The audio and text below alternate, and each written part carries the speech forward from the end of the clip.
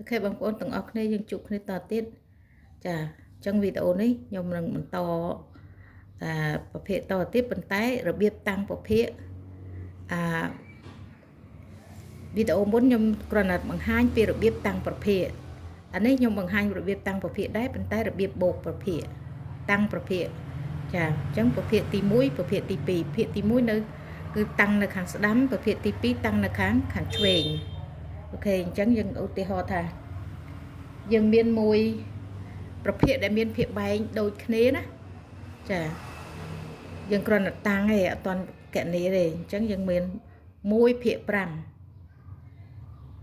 ហើយនឹង3/5ចាអញ្ចឹង1/5ចាប្រភេទទី1គឺតាំងនៅខាងស្ដាំប្រភេទទី2នៅតាំងនៅខាងឆ្វេងចាអញ្ចឹង1/5ចឹង1/5អញ្ចឹងភាគបែងគឺនៅក្នុងខ្ទង់ទី1ចាភាគបែង5ម្លងមួយខ្ទង់យើងដាក់ភាគយក1ចានេះប្រភេទទី1ចាចូលដល់ប្រភេទទី2ភាគទី2មាន3/5ចាភាគទី2មាន3/5 3គឺនៅក្នុងខ្ទង់ទី1ផ្នែកខាងឆ្វេងក្បាច់ចាតបមកយើងលងខ្ទង់ទី2